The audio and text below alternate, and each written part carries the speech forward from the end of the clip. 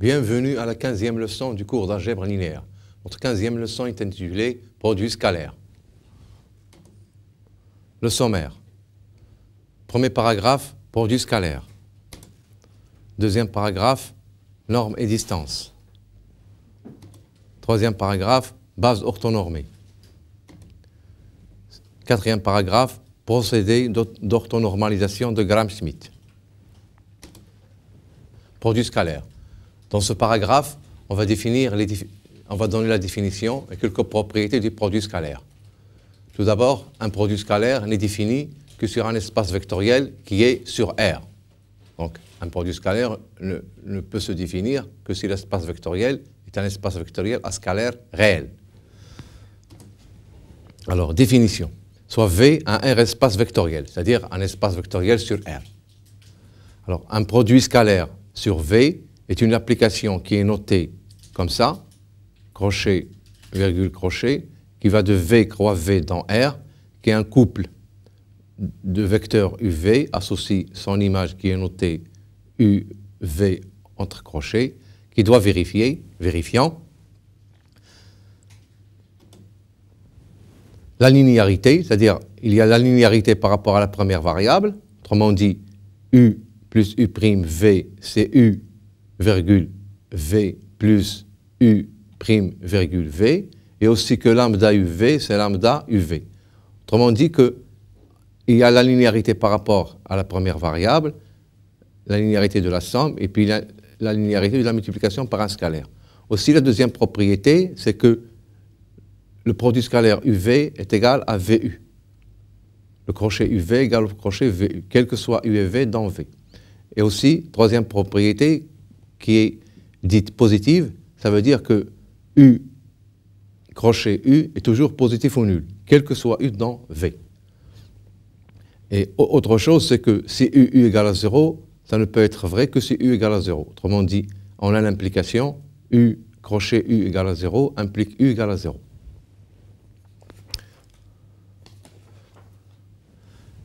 Alors, un exemple, c'est que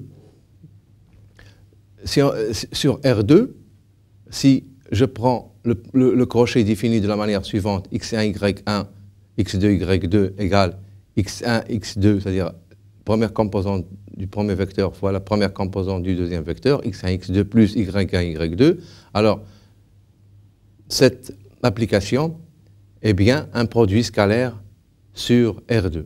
On l'appelle le produit scalaire usuel sur R2. D'une manière plus générale, généralement, sur Rn, on définit le produit scalaire suivant, x1, x2, xn, produit scalaire y1, y2, yn, égale x1, y1, plus, etc., xn, yn. Avant de passer aux choses suivantes, remarquons tout d'abord que on a aussi la formule suivante, u, v plus v'. Alors, puisqu'il y a la symétrie, je peux écrire que c'est v plus v'.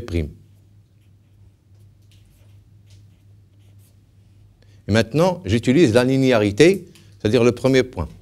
Alors, ça fait v plus v'. Mais là, j'utilise encore la symétrie. Donc, c'est u v plus u v'. Donc, vous remarquez qu'on a aussi la linéarité pour la deuxième variable. Hein? Donc, c'est une conséquence de la linéarité de la première variable et du fait que le produit scalaire est symétrique.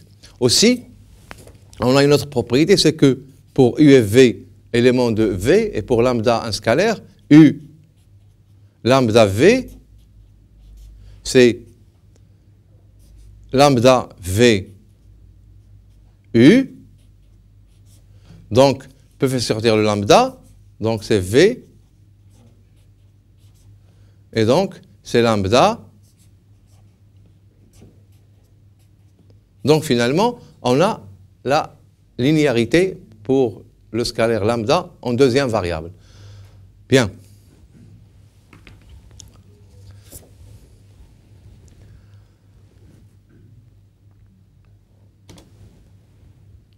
Alors, ce qui nous ramène à poser la définition suivante, c'est qu'un espace vectoriel V, bien sûr, sur R, hein, toujours, hein, un espace vectoriel V sur R, c'est essentiel dans la définition, qui est muni d'un produit scalaire, est appelé un espace euclidien. Hein? Donc, des exemples d'espaces euclidiens, ben vous avez Rn. Rn, qui était muni du produit scalaire usuel, comme on l'a appelé, hein? Ça devient un espace euclidien. Euclidien.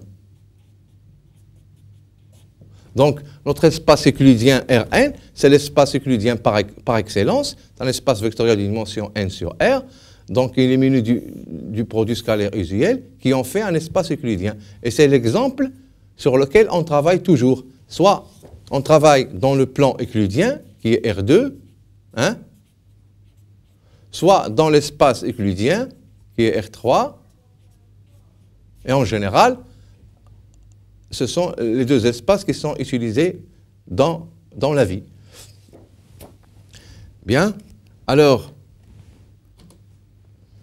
une définition, toujours dans un espace euclidien, soit V muni d'un crochet d'un produit scalaire, quand on écrit soit V muni d'un crochet comme ça sous-entend que V est un espace vectoriel sur R muni d'un produit scalaire. Hein?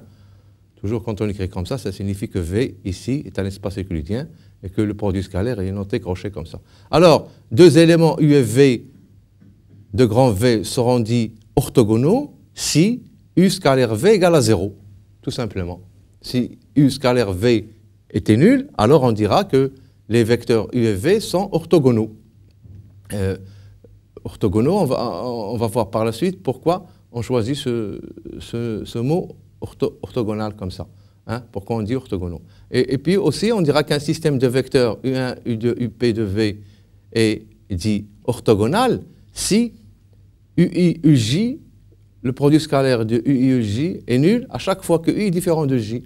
Autrement dit, ça veut dire que deux vecteurs distincts du système sont orthogonaux. Deux vecteurs quelconques du système, deux vecteurs quelconques différents du système sont orthogonaux. Donc un système de vecteurs orthogonal, c'est un système dans lequel deux vecteurs quelconques sont toujours orthogonaux. Sont deux vecteurs quelconques mais distincts, sont toujours orthogonaux. Alors une proposition qui est très importante, il dit que dans un espace V muni d'un produit scalaire, c'est-à-dire un espace euclidien, tout système de vecteurs non nuls, hein, je dis bien non nuls, orthogonaux 2 à 2 est libre. Alors, pourquoi? Parce que, supposons que lambda 1, U1, plus lambda R, UR, ou encore lambda P, UP, est égal à 0, avec les UI et les UJ orthogonaux 2 à 2, c'est I différent de J, et UI non nul, quel que soit I.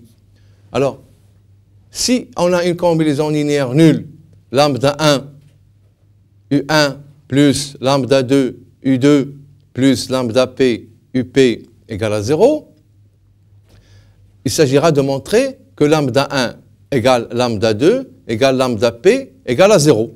Bien. Donc, on va considérer lambda 1 U1 plus lambda P UP. On va faire agir le produit scalaire avec U1. Donc, ça va être 0. Parce que 0 scalaire U1 est toujours 0. Hein? On va le vérifier par la suite. Donc là, ça va faire lambda 1 U1 U1 plus lambda 2 U2 U1 plus etc. plus lambda P UP U1 égale toujours 0. Mais là, vu que lambda 2 U1, que U2 U1 et que UP U1 sont orthogonaux, donc ça va faire 0. Donc finalement, on aura lambda 1 U1 scalaire U1 égale à 0. Mais comme U1 est non nul, donc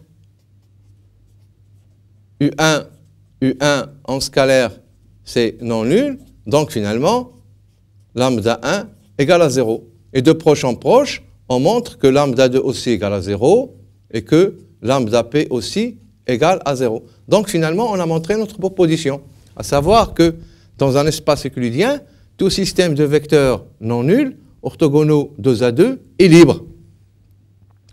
Alors, des exemples. Dans Rn, dans l'espace euclidien, menu du produit scalaire usuel. Hein, toujours ici, sous-entendu le produit scalaire usuel. Tout système orthogonal de n vecteurs, bien sûr, non nul, hein, de n vecteurs non nul, est une base. Si vous avez un système orthogonal de n vecteurs non nul, est une base. Pourquoi? Parce qu'un système orthogonal de n vecteurs non nul est un système libre. Et comme on est dans Rn de dimension n, donc ça sera aussi une base. Autre chose, c'est que la base canonique est un système orthogonal. C'est un système orthogonal pour le produit scalaire usuel. Et bien sûr, parce que, par exemple, prenez E1 qui est égal à 1, 0, 0. Et E2 égale à 0, 1, 0, 0. Ben vous avez, là c'est le vecteur 1, je peux le mettre avec une flèche comme ça. E1 scalaire E2, ben c'est 1 fois 0, plus 0 fois 1, plus 0 fois 0, donc c'est 0. Donc finalement, E1 et E2 sont orthogonaux. De même, EI et EJ, c'est égal à 0 en produit scalaire, quel que soit I différent de J. Finalement, la base canonique de Rn est un système orthogonal pour le produit scalaire usuel, bien évidemment. Alors, maintenant, dans ce paragraphe, on va définir qu'est-ce que c'est la norme et la distance. Alors, la norme et la distance, ce sont deux choses qui découlent du fait qu'il y a un produit scalaire. Autrement dit, dans un espace euclidien, c'est-à-dire un espace vectoriel sur R muni d'un produit scalaire, on peut définir ce qu'on appelle la norme et la distance. Alors, comment on définit la norme? Soit V, un espace euclidien, le produit scalaire étant noté entre crochets comme ça, U, un élément de V, on pose norme de U, c'est-à-dire U entre deux barres comme ça, c'est la racine carrée de U scalaire U. Remarquez que, vu que le produit scalaire U par U est toujours positif ou nul, on peut considérer sa racine carrée. Donc, cette définition a bien un sens, et c'est ce qu'on appelle la norme de U, déduite du produit scalaire, celui-là. Donc, étant donné un produit scalaire, on peut toujours en déduire une norme. Ben, on pose norme de U, c'est la racine carrée de U, virgule U en produit scalaire. Donc, on dira aussi que U, un élément de V, est unitaire si sa norme est égale à 1. Hein? Si la norme d'un vecteur est égale à 1, ben on dira que ce vecteur est unitaire. Bon, ce concept de norme, bien sûr, on l'utilise beaucoup. Le concept de vecteur unitaire aussi, il est très important en géométrie. Bien. Alors, pour la distance dans un espace euclidien, on la définit de la manière suivante. C'est-à-dire, quand on a deux vecteurs U et V d'un espace vectoriel V muni d'un produit scalaire, autrement dit dans l'espace euclidien, on pose distance de UV, toujours relatif à la norme qui est relative au produit scalaire envisagé. Donc, distance de UV égale à la norme de U moins V. Alors, vous remarquez ici qu'on a des propriétés de la distance qui sont des propriétés, comment on dit, connues. C'est-à-dire, la distance de U et de V, c'est la norme de U moins V. Mais c'est aussi la norme de V moins U. Pourquoi? Parce que justement, quand vous avez A, un vecteur, la norme de A, c'est toujours égal à la norme de moins A. Donc, vous avez la norme de U moins V, c'est la norme de V moins U. Et donc, la distance de UV, c'est la distance de VU. chose qui est tout à fait normale. La distance entre deux points A et B est la même, entre un point A et un point B est la même que la distance entre ce point B et le point A. C'est tout à fait normal, hein? C'est tout à fait logique. Alors, maintenant, on va donner une interprétation géométrique du produit scalaire usuel dans R2. Je dis bien dans R2, dans le plan. Hein? Alors, qu'est-ce qu'il dit, cette interprétation? Il dit que le produit scalaire U par V, c'est la norme de U fois la norme de V fois le cosinus de θ, où θ, c'est l'angle que fait U et V. Alors, un petit dessin. Vous avez ici U, le vecteur U, je peux le noter comme ça. Vous avez ici le vecteur V, comme ça. Donc, il faut un certain angle. Et qu'est-ce qu'il dit, l'interprétation géométrique? Il dit que le produit scalaire de U et de V, c'est la norme de U fois la norme de V multiplié par le cosinus de cet angle. Alors, comment on peut voir cette formule? Ben, on va la voir en considérant ce que vous savez certainement, c'est la formule du cosinus dans le triangle OAB. Hein? Donc, on prend O, et puis on prend ici un point A, ici un point B. Alors, on fait comme ça. Bon, on prend soin que quand même, ici, c'est mon vecteur U. Ici, c'est mon vecteur V. Hein? Et là, c'est le point O, c'est l'origine. Et ici, c'est θ. Alors, dans le triangle OAB,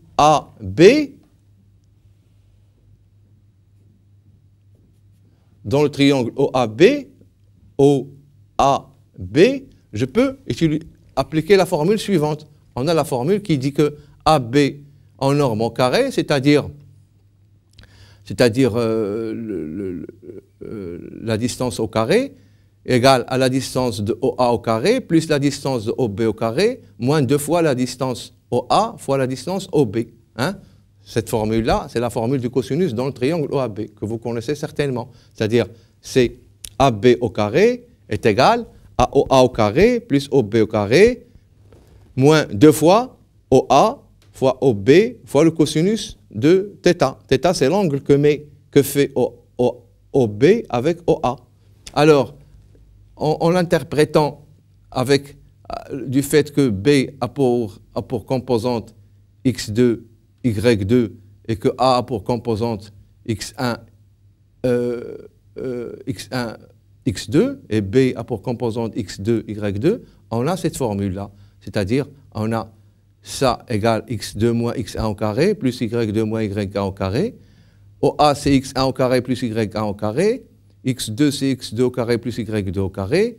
Et donc, je vais avoir égal à x1 au carré plus x2 au carré. Ça, c'est OA au carré. Plus x2 plus y2 au carré, c'est OB au carré. Je rappelle bien que B a pour composante x2, y2 et A a pour composante x1, y1. Hein? Je rappelle bien que A, c'est x1, y1 et que B, c'est x2, y2. Donc, on a cette formule-là, chose qui s'écrit x2 moins x1 au carré plus y2 moins y1 au carré égale x1 au carré plus y1 au carré plus x2 au carré plus y2 au carré moins 2 fois OA au B cosinus θ. Alors, on poursuit le raisonnement. Donc, en simplifiant, on a x1, x2 plus y1, y2 égale OA au B cosinus θ. Mais remarquez que x1, x2 plus y1, y2, ce n'est autre que le produit scalaire de U et V. Parce qu'il ne faut pas oublier, mon vecteur U, c'était x1, y1, et mon vecteur V, c'était x2, y2. Donc, le produit scalaire UV, c'est x1, x2 plus y1, y2, et donc il va être égal à OA au B cosinus θ. Mais OA, c'est la norme de U, et OB, c'est la norme de V. Donc, finalement, j'ai U scalaire V égale norme de U fois norme de V fois le cosinus θ. θ, c'est l'angle que fait OA avec OB, ou encore que fait U, le vecteur U avec le vecteur V. Alors, dans R2, par exemple, si U égale à 1, 2 et V égale à 2, 1, alors le cosinus θ, ça va être égal à 4 cinquièmes. Et le fait de connaître le cosinus θ, on peut connaître θ. Donc, finalement, c'est une interprétation géométrique du produit scalaire, c'est-à-dire le produit scalaire de UV est égal à U fois norme de U fois norme de V fois cosinus θ. Remarquez que si U et V sont orthogonaux, donc U scalaire V est égal à 0, donc finalement, si U et V ne sont pas nuls, cosinus θ est égal à 0, autrement dit, θ sera égal, par exemple, à pi sur 2. Et vous voyez bien ici pourquoi on dit orthogonal, parce que les deux angles vont former un angle droit. Voilà, voilà pourquoi on dit orthogonal. Bien, alors, un autre exemple, c'est que dans R3, on a U égale à 1, 2, moins 3. Hein? 1, 2, moins 3, c'est un vecteur de R3. Et V égale à 2, 2, 1. Alors, si je calcule maintenant le produit scalaire UV, donc je fais 1 fois 2, c'est 2, plus 2 fois 2, c'est 4, moins 3 fois 1, c'est moins 3, donc 2 plus 4 moins 3, c'est 3. Hein? La norme de U, c'est 1 au carré, plus 2 au carré, c'est-à-dire 4, plus 3 au carré, c'est-à-dire 9. Donc, racine carrée de 1 plus 4 plus 9, c'est-à-dire, finalement, racine de 14. Et la norme de V, ça sera racine de 2 au carré, plus 2 au carré, plus 1, c'est-à-dire 4, racine de 4, plus 4, c'est-à-dire racine de 9, c'est-à-dire 3. Remarquez ici que les vecteurs U et V ne sont pas orthogonaux, parce que leur produit scalaire, il n'est pas nul, il vaut 3. Remarquez aussi que U n'est pas un vecteur unitaire, aussi bien pour V. V n'est pas un vecteur unitaire, parce que sa norme est 3, ce n'est pas 1. Donc, vous remarquez maintenant que, aussi que les deux vecteurs 1, 2, moins 3 et 2, 2, 1 sont bien libres. Hein? Pourquoi ils sont libres? Parce que le rang est égal à 2. Alors pourquoi 1, 2, moins 3, 1, 2, moins 3 pour le vecteur U, et puis 2, 2, 1 pour le vecteur V. Vous remarquez qu'on peut extraire ce déterminant-là, qui vaut 2 moins 4, qui est égal à moins 2, qui est non nul.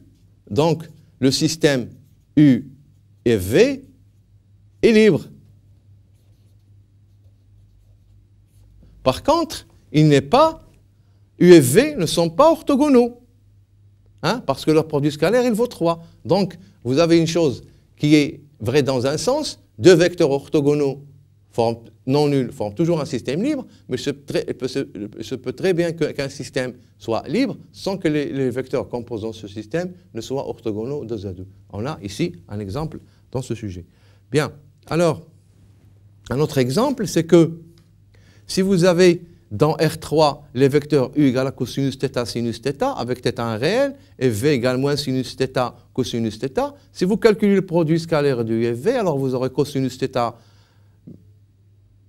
multiplié par moins sinus θ, plus sinus θ, cosinus θ. Donc ça va faire toujours 0. Autrement dit que cette famille de vecteurs, formée par deux vecteurs, ces deux vecteurs-là sont toujours orthogonaux pour tout θ. Pour n'importe quel θ appartenant à R, on a toujours U et V sont orthogonaux. Donc c'est un type de deux vecteurs orthogonaux dans R2 qui peuvent toujours servir. Aussi, c'est que quand vous calculez la norme de U, vous trouvez que racine carrée de cosinus carré θ plus sinus carré θ, et donc racine de 1 égale à 1. De même pour V. Donc ici, vous avez en fait une famille de deux vecteurs orthogonaux et qui sont tous les deux unitaires. Donc rappelez-vous bien de cet exemple-là, on s'en servira par la suite dans les cours de géométrie. Alors un autre exemple, c'est quand V est un espace euclidien, quand vous prenez U un vecteur non nul, quand vous le divisez par sa norme, alors ce vecteur U, divisé par la norme de U, est toujours unitaire. Hein? Toujours unitaire. Alors pourquoi? Parce que ça vient de quelques propriétés de la norme, à savoir que la norme de lambda U, c'est valeur absolue de lambda, norme de U. Et aussi, on a une autre propriété, c'est que si norme de U égale à 0, c'est équivalent à U égale à 0. Alors, la première propriété, pourquoi? Parce que norme de lambda U, c'est racine carrée de lambda U. Mais là, c'est racine carrée je fais sortir le lambda ici, je le fais encore sortir de la deuxième variable, donc c'est lambda carré, U, U.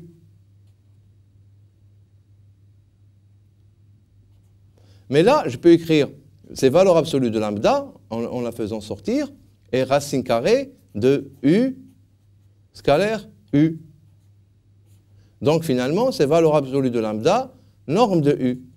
Donc vous avez bien la première égalité. Pour la deuxième, ben, si norme de U égale à 0, ça implique que racine carrée de U égale à 0, mais là ça implique que U scalaire U égale à 0, ce qui implique à son tour que U égale à 0. Bien sûr, si U égale à 0, U scalaire U est nul, donc la norme de U est nulle. Donc vous voyez bien que si le vecteur U est non nul, je peux diviser par la norme de U qui sera aussi non nulle, et donc norme de U divisé par norme de U divisé par la norme de U, ça sera norme de U sur norme de U, c'est-à-dire sera égal à 1. Donc finalement, ce vecteur est unitaire. Alors, pour ce paragraphe, on va définir un type de base qui est très importante, surtout en géométrie, qui existe dans un espace euclidien. Ce sont des bases qui vérifient des propriétés très importantes pour le produit scalaire. Alors comment?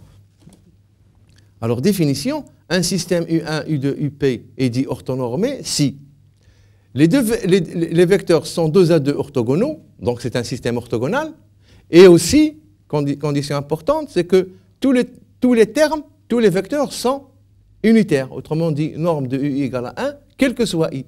Alors, cette propriété-là, on la pose par définition, c'est ça, une base orthonormée. On va voir que des bases orthonormées, ça existe toujours dans un espace euclidien. Alors, par exemple, dans Rn, la base canonique de Rn est une base orthonormée, mais sous-entendu, encore une fois, par rapport au produit scalaire usuel.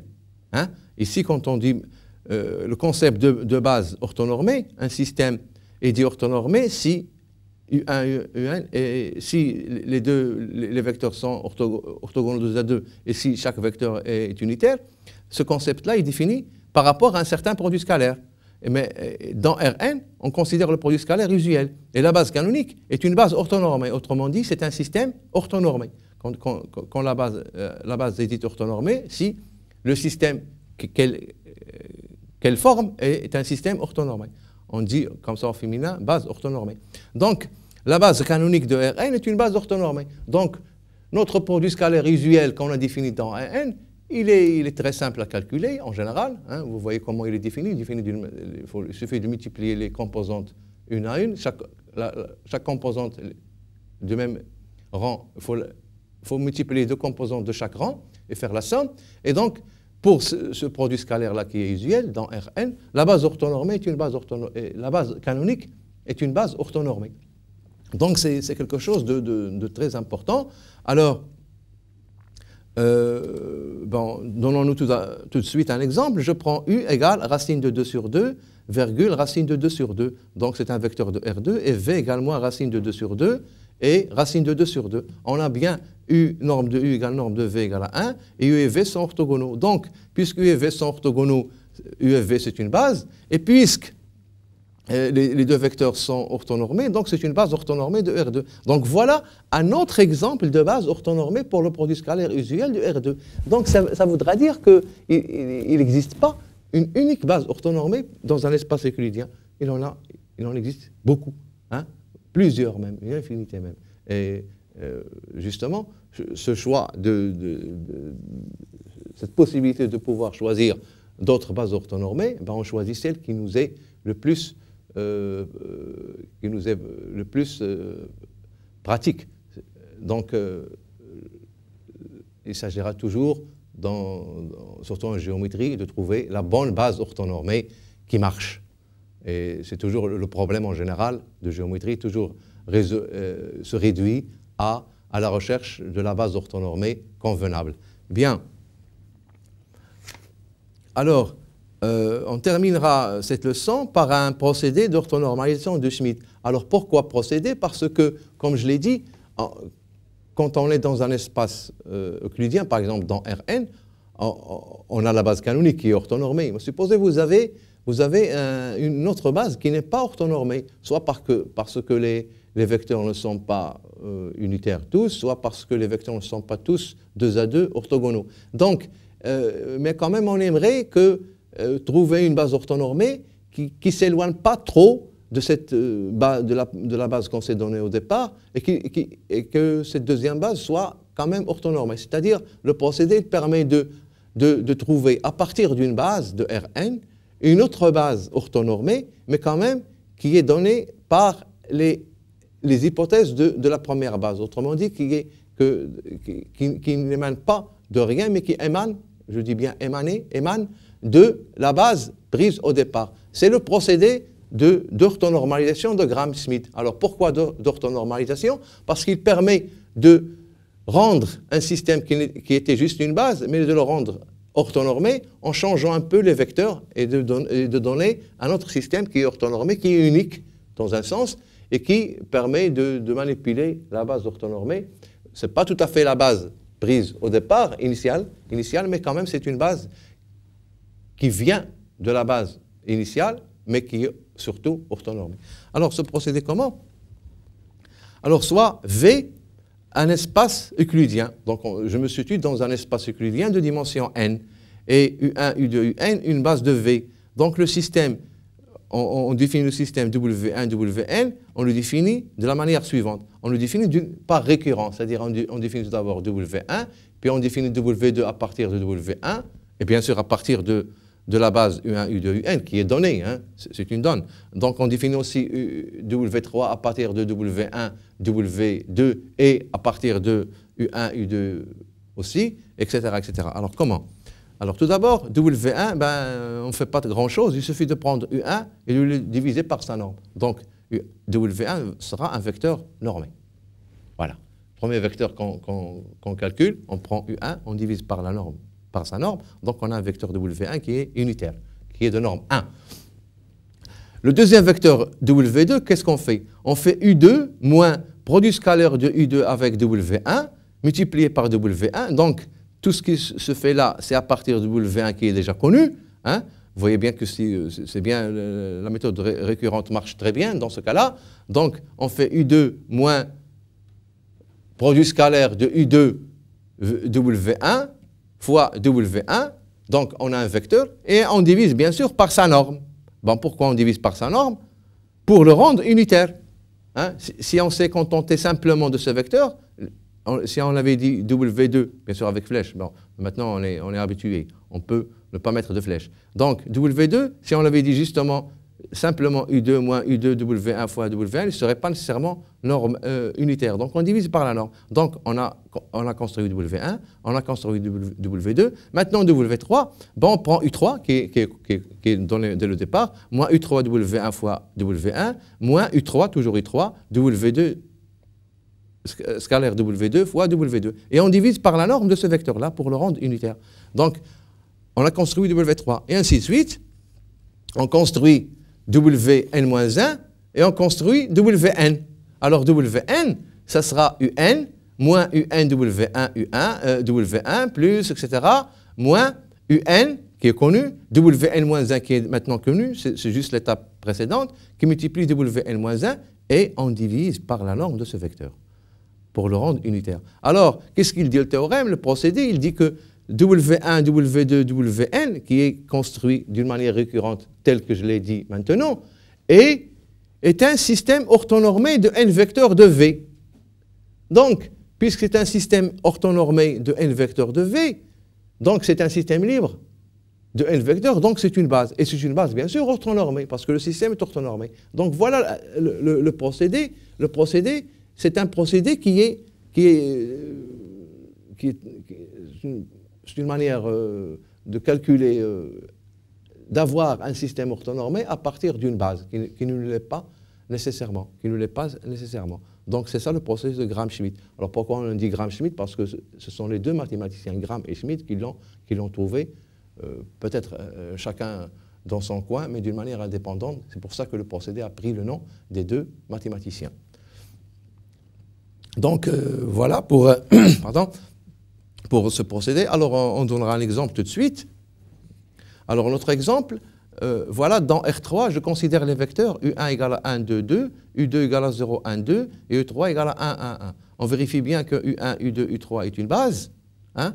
On n'a qu'à considérer le déterminant de ces trois vecteurs U1, U2, U3. Maintenant, W1, ben W1, on prend U1 divisé par la norme. Alors la norme de U1, c'est quoi? C'est racine carrée de 1 plus 4, c'est-à-dire racine de 9, c'est-à-dire 3. Donc on divise ce vecteur par 3 et on a W1, tout simplement. Hein? Maintenant, une fois on a W1, pour calculer W2, qu'est-ce qu'on fait? On calcule U2 moins U2 W1 fois W1, on fait ce calcul. On calcule la norme, ben ici on trouve 1. Et après, on pose W2 égale ce vecteur U2 moins U2 W1 fois W1, qui est celui-là. On le divise par la norme, c'est-à-dire 1. Donc on a ce vecteur-là. Vous voyez bien que ce vecteur, c'est W2. Alors, W2, une fois on a W2, on calcule W3. Alors, pour calculer W3, il faut d'abord calculer U3 moins U3 scalaire W1 fois W1 moins U3 scalaire W2 fois W2. On fait les calculs. Hein? On fait les calculs. U3, on lui retranche, on calcule ce produit scalaire, on le multiplie par W1, puis on calcule ce produit scalaire, c'est moins un tiers, avec un moins ici, il ne faut pas oublier. On multiplie par W2, et puis on fait les calculs, on trouve ce vecteur. Maintenant, on calcule la norme de ce vecteur, et on divise ce vecteur-là par sa norme. Donc, on trouve ce vecteur-là. Hein? Vous voyez bien, ce vecteur est bien unitaire. Donc, on a W1, W2, W3, et d'après le procédé, W1, W2, W3, ça sera une base de notre espace qui est R3. Et on remarque qu'on a bien vect de W1, c'est vect de U1, parce que, justement, W1, c'est U1 sur norme de U1. Et on a aussi W1, vect de W1, W2, c'est vect de U1, U2, parce que W1 et W2 étaient tous des combinaisons linéaires de U1, U2, U2. Et aussi que vect de W1, W2, W3 était vect de U1, U2, U3. Donc, finalement, vous voyez bien que ce procédé, il permet de trouver, à partir d'un système qui est une base, un système orthonormé, mais qui ne s'éloigne pas trop de la base choisie au départ.